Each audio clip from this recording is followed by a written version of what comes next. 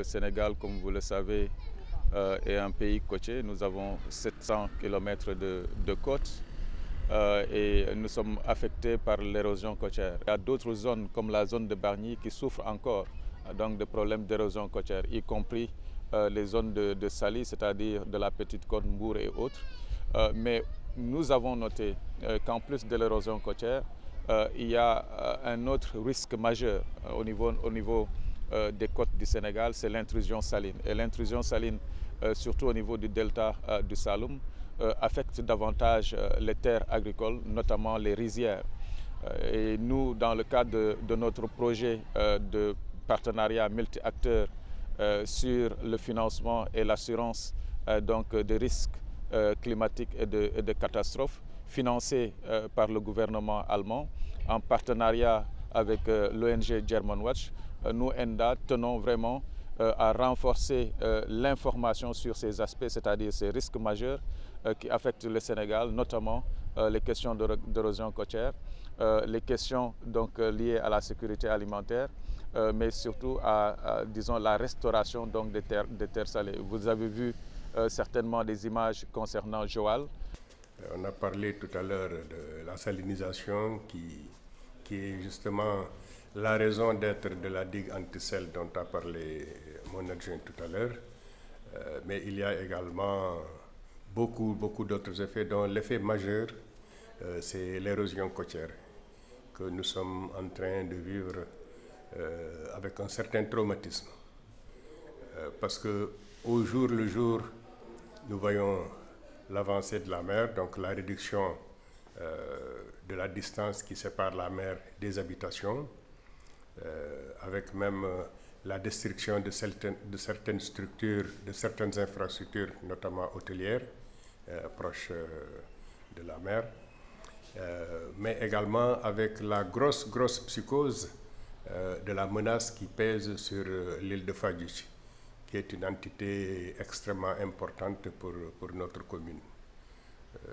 Donc l'érosion côtière est un véritable traumatisme pour nous, que nous vivons, je vais dire, avec une certaine impuissance. En ce qui concerne l'érosion, moi je la vis tous les jours. Tous les jours, je la vis tous les jours parce que j'habite du côté de l'océan. Et tous les soirs ou tous les matins, quand je vais sur ma terrasse, je vois la mer qui avance régulièrement vers moi et je n'y peux absolument rien. Pour vous donner une image, devant chez moi, il y avait 3 parcelles. La troisième était au bord de la mer. Cette parcelle a disparu. La preuve de l'existence de cette parcelle, il y a un poteau électrique qui était là-bas, qui a été déconnecté du réseau d'ailleurs de la Sénélec, qui est toujours installé, qui est pratiquement dans l'eau. Un poteau en bois, qui est pratiquement dans l'eau. Cela prouve que la mer est en train d'avancer dangereusement, réellement. Donc je constate ça tous les jours. J'ai des riverains, j'ai des voisins qui ont perdu des murs, parce qu'ils étaient très proches de la mer. J'en connais au moins 2 maisons qui appartiennent à des Européens, à des Français. L'un est en train encore de refaire son mur et de mettre du bloc de ciment devant pour essayer de protéger. Mais bon, c'est une solution, à mon avis, qui est aléatoire, mais elle n'est pas une solution définitive. Je dirais même 3, j'en connais 3. L'un, il a complètement perdu son mur et maintenant, qu'est-ce qu'il a mis? Il a mis quelques brindilles pour un peu essayer d'isoler sa mer du passage des gens qui vont vers la mer. Et l'autre aussi a mis un bloc de ciment. Donc c'est des choses que nous vivons tous les jours. Au niveau de la pointe de Figno, on note réellement que la bande de Figno est en train d'être grignotée du côté de la façade océanique. Elle diminue de jour en jour. Une digue qui a été mise en place par l'intermédiaire un peu du fonds d'adaptation de l'UEMOA et d'une contribution de l'État du Sénégal pour prendre un peu en charge la question de l'érosion côtière au niveau de la ville de Rufisque. Il y a d'autres initiatives au niveau de Saint-Louis et au niveau de Saly. Mais comme je l'ai dit tout à l'heure, l'érosion est assez généralisée le long de la côte. Alors ces interventions ponctuelles-là impliquent un certain niveau de priorité. C'est ce qui implique on a commencé par là. Mais comme vous pouvez le constater, la mise en place d'ouvrages de protection ne règle pas définitivement le problème. Ces actions isolées règlent le problème à un niveau, mais aussi déplacent le phénomène d'érosion côtière. Vous voyez un peu la digue de Rufisque commence à faire ses effets au niveau de Bargny. Au niveau de Saly également, il y a les ouvrages de protection qui commencent à avoir leurs effets au niveau de Mbour.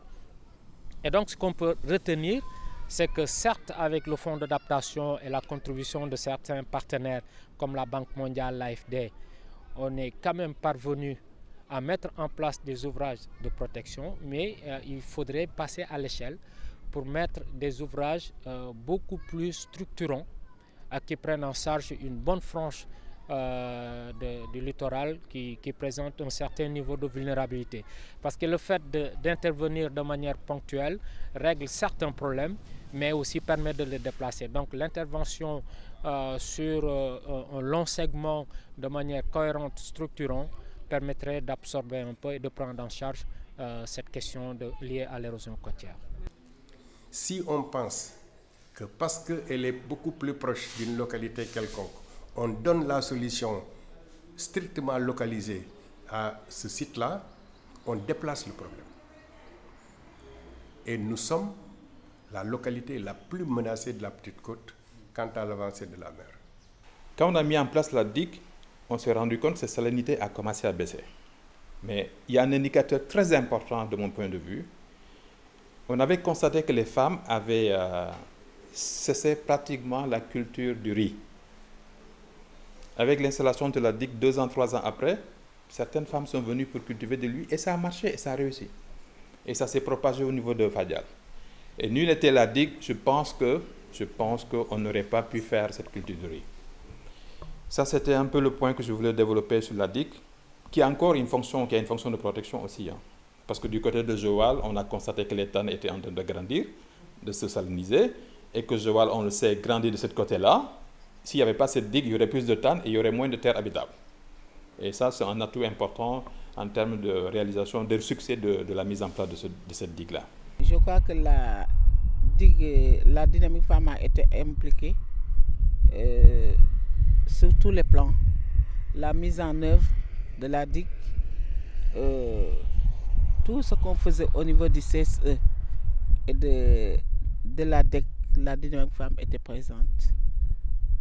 Ça, il faut le reconnaître, on nous a impliqués 100% sur les travaux de cette digue. Et je crois que la digue a commencé, les études d'impact, les études de la digue ont été commencées en 2012 et en 2013 les travaux ont démarré.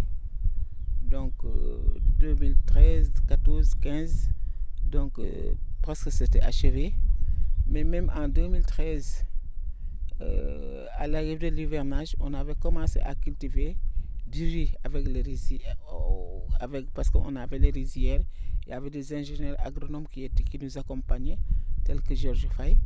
Donc on avait commencé des activités résicoles au niveau de la digue pour voir d'abord ce qu'il peut donner comme impact positif. Donc à cette année, en 2013, on a récolté du riz ici au niveau de cette digue. Donc ce qui veut dire que quand je dis que la digue a porté ses fruits, donc on était présente, la dynamique femme et tous les acteurs et actrices de Joal, de la commune de Joal Fadiouth comme de la commune de Nguéniène, en l'occurrence Djalkidjek de Fadial. Parce que la mairie de Nguéniène avait délégué l'association Djalkidjek de Fadial pour représenter la commune de Nguéniène. Et elles sont même partenaires de la dynamique femme. Le problème qu'on a, donc je crois que les problèmes rencontrés d'abord au niveau de ce financement.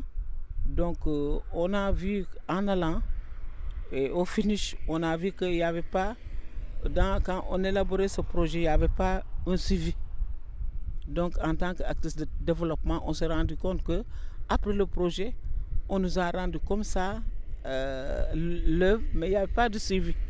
Il n'y avait pas aussi d'encadrement. Voilà des difficultés qu'on rencontre et ce qui ne fait que la digue ne peut pas fonctionner. Le pâturage a commencé à revenir, mais l'objectif principal, c'était de créer des activités pour la population, qu'ils puissent cultiver, qu'ils puissent faire un peu de l'élevage de poissons. Et on a vu que toutes ces activités-là n'ont pas vu le jour. C'est pourquoi je vous ai répondu à l'entame que les objectifs n'ont pas été atteints. Le projet n'a pas été achevé. Nous pensons que parce que si nous voyons l'initial tracé de la digue anti-sel, nous estimons que par exemple, le projet s'est arrêté à mi-chemin pour la reconstruction de la digue. Et on aurait souhaité par exemple que cette reconstruction soit terminée. Vous avez vu certainement des images concernant Joal qui montraient des projets qui ont été développés dans ce sens-là pour arriver à récupérer des terres et favoriser un peu la production agricole. Nous allons continuer dans ce processus à illustrer les problématiques, les risques majeurs liés au changement climatique qui affectent les populations. Et nous pensons qu'au-delà des projets qui sont faits dans le cadre de l'adaptation, il est important, disons, de penser à la protection sociale donc des communautés et d'introduire les questions concernant l'assurance, donc l'assurance indicielle agricole et notamment les secteurs de la pêche doivent pouvoir aussi bénéficier donc, de cette assurance-là, y compris aussi les éleveurs. Donc notre mission, comme je l'ai dit tantôt, c'est de protéger les producteurs, les éleveurs et les pêcheurs contre les risques qui freinent l'expansion de leur activité. Et en ce sens, la CNAS propose une large gamme de produits donc, sur les 3 sous-secteurs. Pour l'élevage, la CNAS a un produit d'assurance qui couvre la mortalité du bétail. Et avec ce produit, la CNAS travaille avec les vétérinaires du ministère de l'Élevage qui sont chargés de faire le constat du sinistre en cas de mortalité du bétail. Et sur la base d'un PV rédigé par ces experts du ministère de l'Élevage, on procède à une indemnisation du cheptel qui est perdu. Donc on a aussi, toujours dans le même secteur de l'élevage, on a l'assurance pour la mortalité de la volaille, mais aussi pour l'assurance pour les professionnels de la viande, c'est-à-dire les bouchers. On leur propose une assurance parce que lors des abattages des animaux, il peut y arriver qu'il y ait des saisies en fonction de la consommabilité ou non des aliments, de la viande. Et en cas de saisie totale ou partielle, nous proposons une assurance pour ces cas de saisie où nous remplaçons la valeur ou bien la carcasse de l'animal qui est saisi par le vétérinaire lors des abattages d'animaux.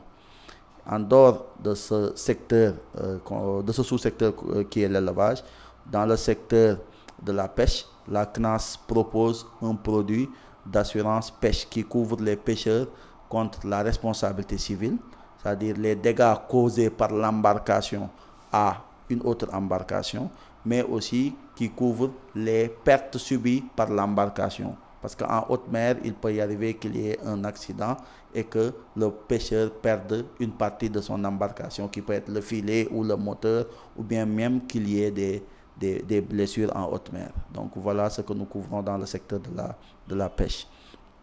Dans le secteur de l'équipement agricole, on couvre aussi les équipements agricoles tels que le matériel lourd, tel que les tracteurs, mais aussi le matériel léger tel que les petits équipements utilisés dans les champs.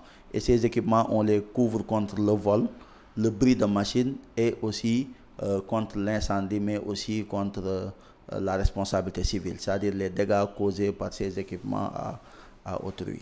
Maintenant, on a aussi l'assurance stock qui couvre un peu les aspects liés à la commercialisation. Donc, au moment du stockage, il peut y arriver que les produits stockés subissent des dégâts. Ça peut être des dégâts causés par les eaux ou bien par les canalisations. Ça peut être le vol. Ça peut être aussi des dégâts en fait liés à l'attaque des produits au moment du stockage, tels que l'attaque de nuisibles qui peuvent détruire le produit. Donc il y a une assurance pour couvrir ces aspects-là et c'est ce que nous faisons. Maintenant, dans le secteur le plus particulier, c'est-à-dire le secteur agricole, là nous proposons 2 types de produits d'assurance. On propose une assurance classique. Par classique, on veut juste dire que en cas de sinistre, on va commettre un expert pour qu'il vienne faire l'évaluation des pertes sur le terrain. Donc, et à côté de ces produits classiques, il y a l'assurance indicielle où cette évaluation est annulée par la mise en place d'un indice ou d'un paramètre climatique sur lequel on se base pour déterminer ou non l'existence d'un sinistre. Mais maintenant, pour l'assurance classique, on couvre les chaînes de valeur telles que le riz, on couvre aussi les produits horticoles et les cultures maraîchères dans leur globalité. Donc, et tous ces produits sont couverts contre les inondations pluviales ou fluviales, contre l'incendie, contre aussi l'attaque d'animaux sauvages, l'attaque d'oiseaux granivores, mais aussi contre des autres risques, surtout pour le domaine horticole. Là, on couvre les maladies, on couvre la pourriture au collet et certains autres fléaux qu'on n'aurait pas pu prévenir et qui peuvent attaquer ces cultures horticoles. Donc voilà ce que nous couvrons en assurance classique. Et en cas de sinistre, l'agriculteur est obligé de faire une déclaration à la compagnie et nous, on commet un expert pour qu'il fasse l'évaluation des pertes déclarées. Maintenant, pour l'assurance indicielle, on a démarré ce type de produit au Sénégal en 2012 avec l'appui de la Banque mondiale, mais cet appui aussi a été perpétré aussi par l'USAID, mais aussi par d'autres partenaires tels que le Programme alimentaire mondial, qui nous ont appuyés pour qu'on puisse proposer à nos producteurs une assurance contre les risques climatiques.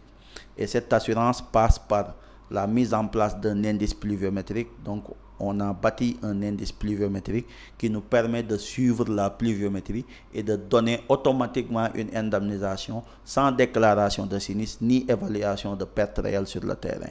Maintenant, il ne manque pas qu'il y ait des réclamations qui peuvent se faire, mais c'est des informations que nous traitons avec eux et souvent c'est lié à des incompréhensions sur le terrain que nous nous efforçons en fait de résoudre. Oui, on a des contraintes majeures et ces contraintes sont liées aux croyances socio-culturelles. Aujourd'hui, nos producteurs, de même que nos éleveurs, ont des croyances religieuses qui sont figées et ils ne croient pas en l'assurance. C'est-à-dire c'est des producteurs qui vont te dire à chaque fois que s'il n'y a pas la pluie, c'est parce que Dieu l'a voulu ainsi. Donc, mais quand même, nous nous efforçons de leur faire comprendre que l'assurance est un moyen de résilience qu'ils doivent intégrer dans leur activité de tous les jours. Et c'est des difficultés comme ça que nous avons. Donc, la réticence liée à des aspects sociaux, culturels, mais nous avons aussi des problèmes liés un peu je dirais, au pouvoir d'achat que ces producteurs ont. Le potentiel souscripteur est très faible.